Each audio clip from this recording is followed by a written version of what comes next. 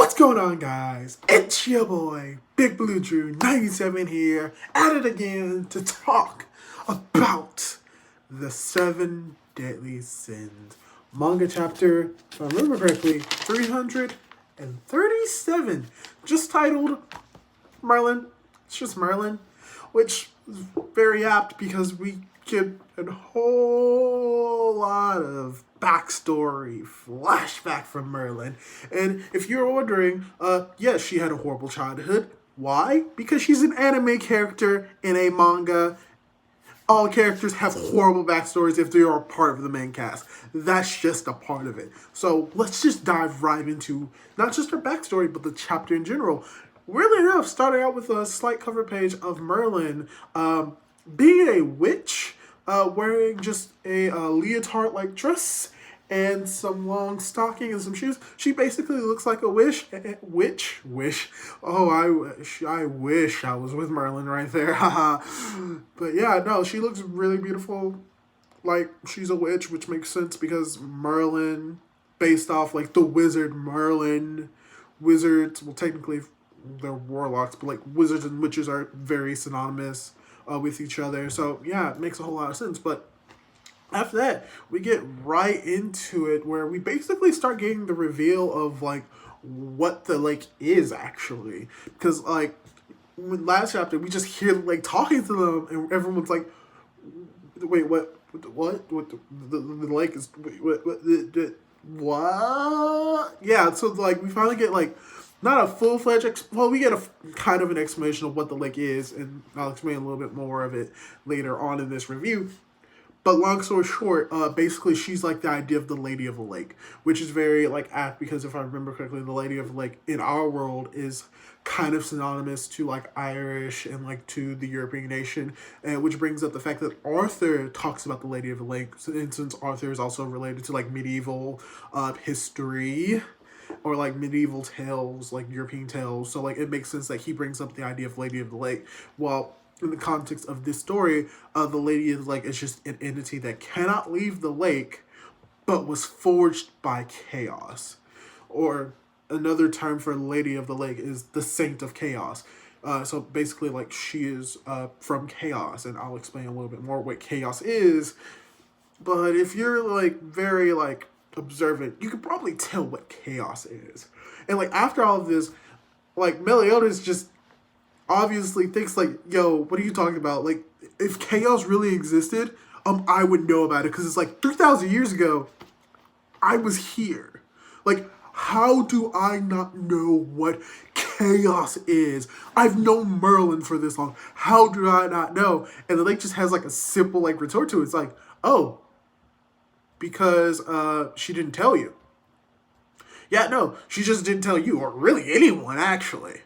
Which also, if we remember correctly, what happened to like Merlin and how she tricked the Demon King and the Goddess in retaliation to her tricking them, they basically destroyed her entire homeland, and like she was the only one that lived, which explains like, which we thought was the explanation for why she always remained young, but in actuality, that's something totally different.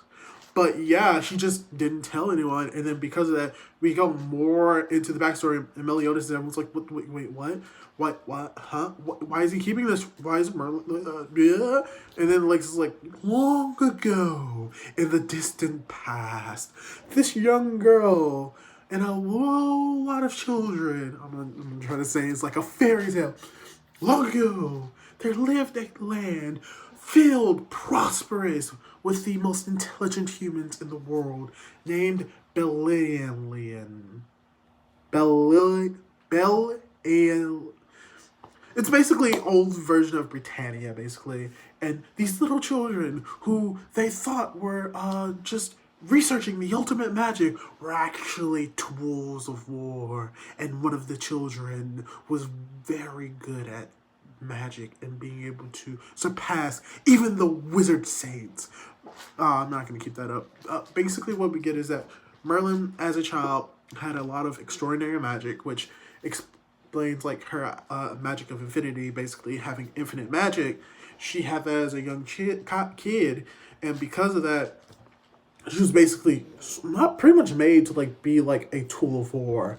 And like she was like the cream of the crop of that, and because she was the cream of the crop, like she went through all these tests, was basically like put through the ringer, was mainly there to like learn, but all she wanted was basically to be a kid, specifically to get shown love from her parent, which he didn't show her love apparently, and just only like threw books and like tests at her. So like any logical child at the age of like 5 or 10, she ran away and she just felt sad, depressed. Like she basically gave up on life. She just kept running and running and running and running and running, but she just kept running until like she was almost caught up. And let me just say, I like this chapter just paints Merlin in a horrible light. Like among like everything that you could have done for a main character, this paints her as like the worst person ever. But in this backstory, you feel a little pity for her because she's a little kid and she looks so cute, but she also looks like she's given up and like she's just like, this is what my life is gonna be. But then Meliodas apparently comes in and saves her. And she's like, yes, I basically lost all hope and was about to get captured, but Meliodas came to save me.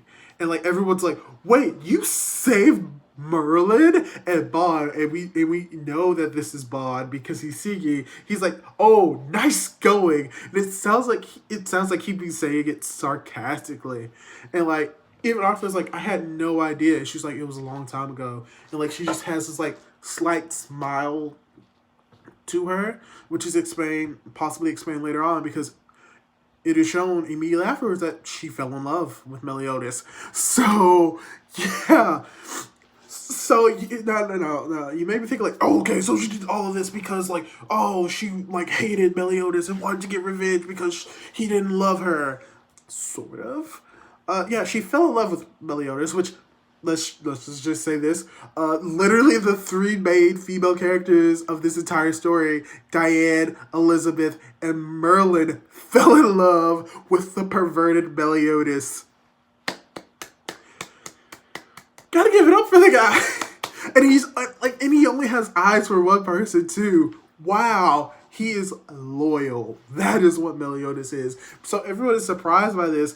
And like Merlin's like, oh man, I just want him to love me. I just want him to look at me. Oh, what should I do? Oh, I know. I shall stop time and make myself older. So, ooh.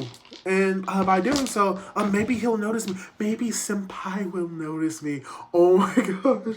Merlin is basically a tsundere. And if no, she's even worse. She's a yandere. Because later on, I'll tell you why. But it involves her, she didn't really directly plan for the energy ball to hit the lake. It's more of like a big explosion, and it could have destroyed the world, but I still would have achieved my goal. Yay.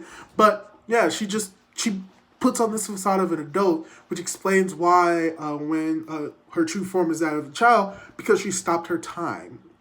So she theoretically cannot grow up. She can only transition from like child to grown up. And she thought, oh, this will catch Meliodas' eye.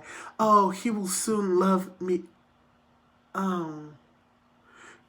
Because as we know, Meliodas loves Elizabeth, and Merlin comes to that conclusion real fast. It's like, oh, he's never gonna love me. I've never gotten him to love me because he loves Elizabeth.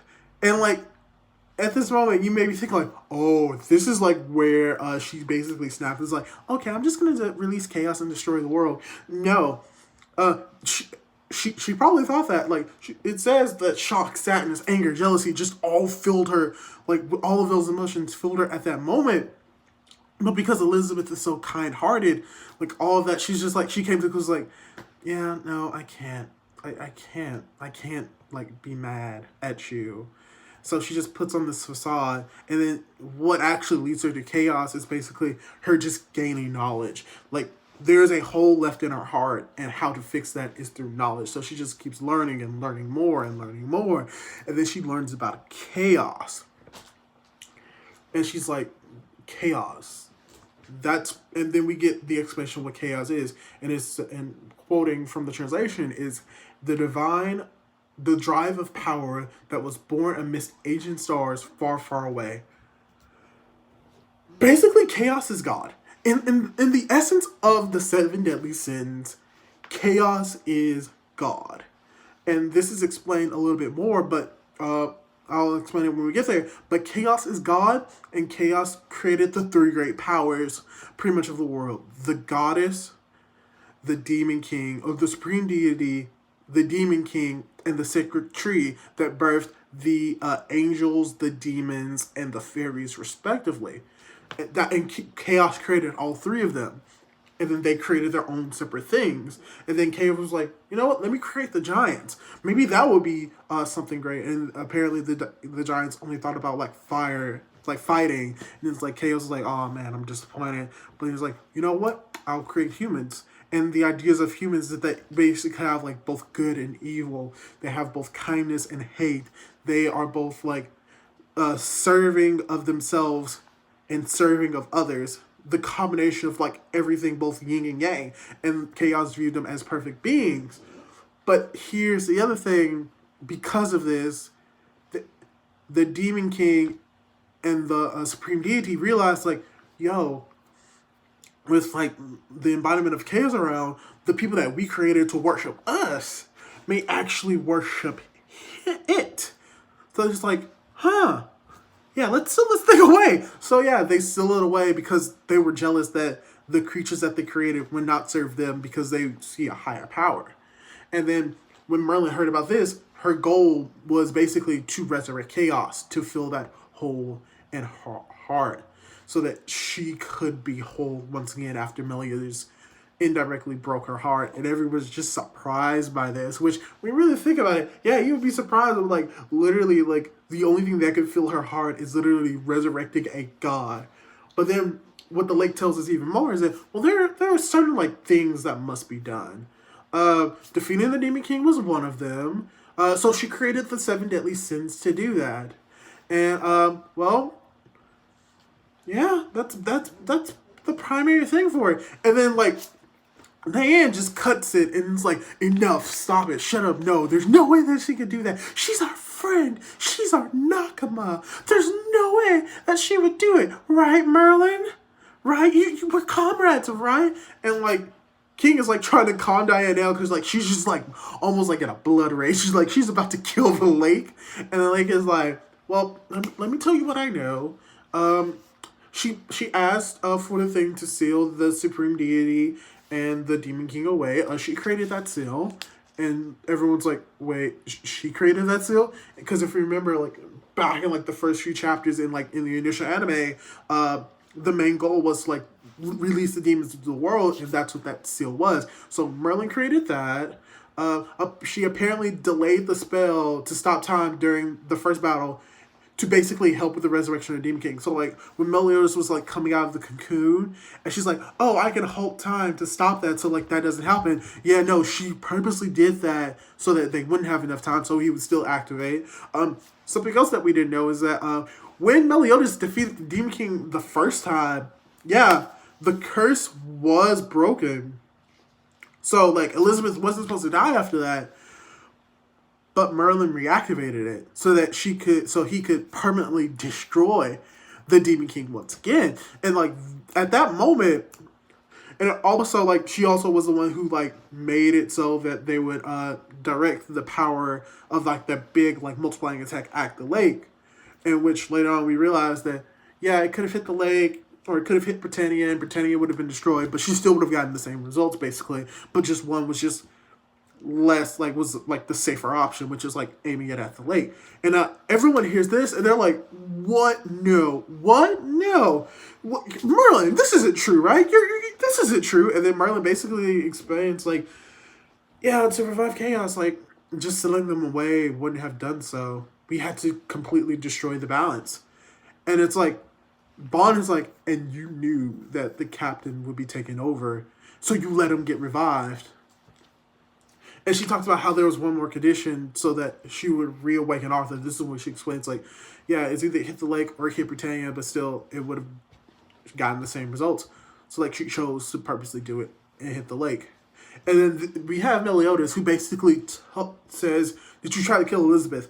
And she basically tells him straight up, is like, Yeah, if you had broken the curse originally, you would have given up on defeating the Demon King. So you would have abandoned that mission. So yeah, I put it back on, but I also did save her as well. So and like Meliodas is like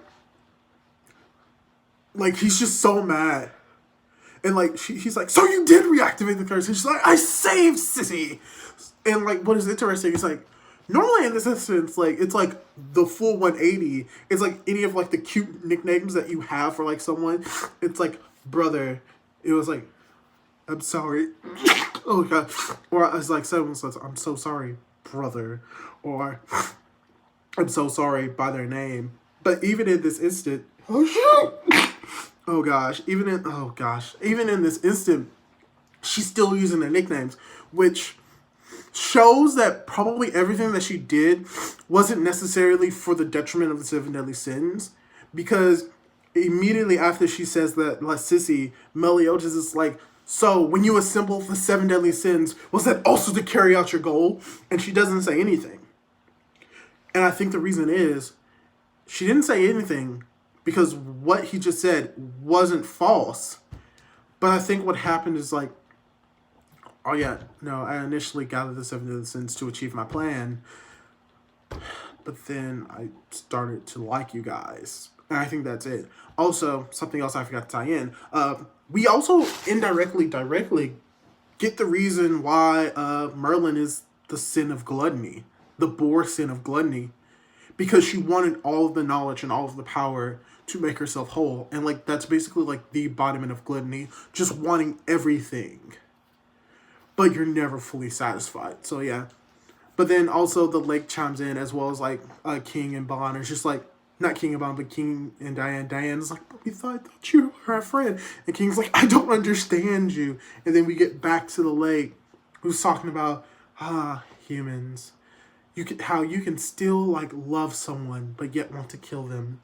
And then she begins to say, I wonder, will you ever be able to understand Merlin because you're being from different races? Is it even possible?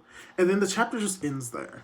And that's basically the last chapter that we get for Seven Deadly Sins for the year of 2019. So, yeah. All in all, I would actually give this, like, if not a 4.5, a 5 out of 5, because whew, this was an impactful chapter. Like, this chapter changes the seven deadly sins, not story-wise, not just story-wise, not just character-wise, but like the entirety of this manga has just now shifted.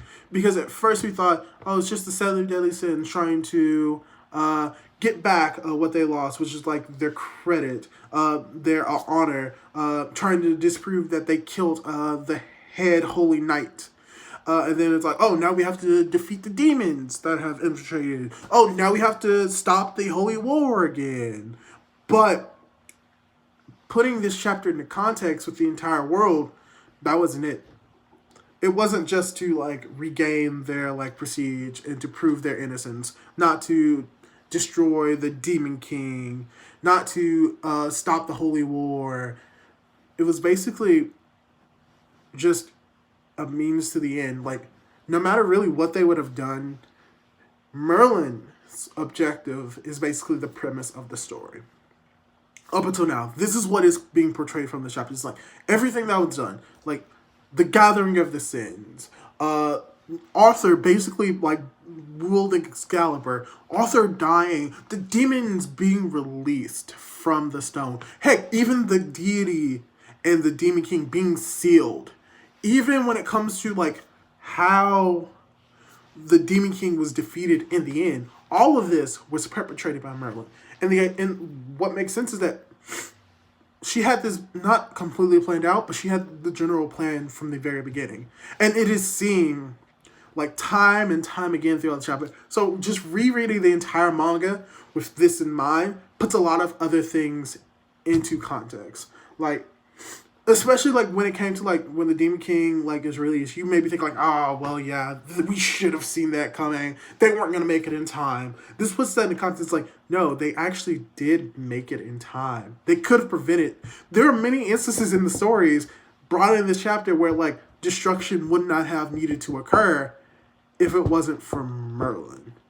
Like, the only other person that has had this grave of an impact on the story was Gother, when he altered the memories of like the world and ended the first Holy War.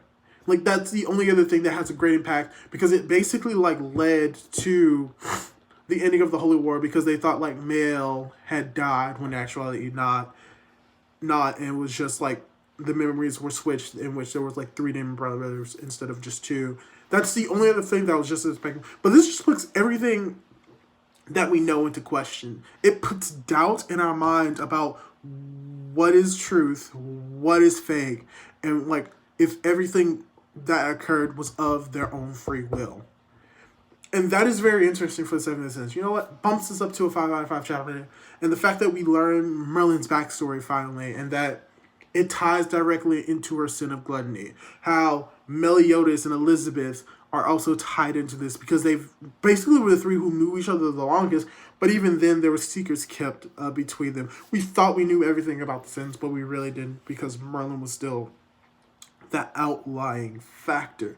We also get more explanation of like how the world was originally 3,000 years ago and beyond, how basically chaos is like God, is actually God in this world, or an alien. I would prefer to go with God, because it like you have the goddess and the demons, and they had a superior demon. It even comes to the idea of like worshiping false idols, and how like the Demon King and the goddess, the great goddess, how like they sealed up chaos because they feared that they would lose the praises from their own creations. So basically, they are the gods to the angels and the demons, but since chaos is above them by levels of magnitude, why would you pray to the second best when you can pray to the first? So it puts that idea into perspective, and like why the Demon King and why the supreme deity were the way they were, and it was due to chaos, and bringing chaos to the world. How would that affect it? Like, all in all, really good chapter. A lot of beats were hit. A lot of things that we wanted to know for like years. For me, like a year or 2, because I started real late. But like even then, just knowing exactly what's gonna happen. I think this chapter basically delivers, and I think like we couldn't really end on any other chapter other than this, because what this also does, it shows that there's a lot more to be explored for the 7 deadly sins, especially when you introduce the idea of chaos. Now, what's going to happen is Arthur going to be the main villain? Is Merlin going to be the main villain? Will another entity be created by the chaos? Will literally like an anti 7 deadly sins, like how like the 10 commandments were like the flip of the 7 deadly sins, how the 7 deadly sins are the good guys, where in the biblical sense the 7 deadly sins are bad. But how are we, also another question is like, how are we going to flip gluttony on its head? Because we've done it for every sin. How Meliodas has been able to control his wrath, how Bond went from stealing to being able to give anything, because he's like the fox and the sin of like, I forgot if it's I forgot the sins, but like you get the idea, like how basically King was lazy, but he's starting to become the king and taking active like threats. How Escanor, especially Escanor, was like this instant of pride, having pride in himself and flipping over to having like pride for his friends. What is Merlin's flip going to be? How is the gluttony going to fit into this and to her character as well as the story? We're going to have to find out in not next chapter, definitely not next chapter, but hopefully in later chapters to come when it comes to 7 deadly sins. So hopefully you enjoyed this video of me basically just going on this long tangent of like what I was thinking and what I'm thinking about right now when it comes to this chapter. Hopefully you enjoyed it, and hopefully you will be able to catch me next year in the year of the 2020. Perfect eyesight. End of a decade, into a new one. hopefully I can do well in this upcoming years to come with this YouTube channel. And hopefully you can enjoy this video. So until then, I will catch you guys next time. Possibly not next week because I'm going home for a vacation. So maybe the week after that. And hopefully I'll be able to get my hero video out as well. I'll be hopefully covering 3 chapters. But until then, catch you guys later.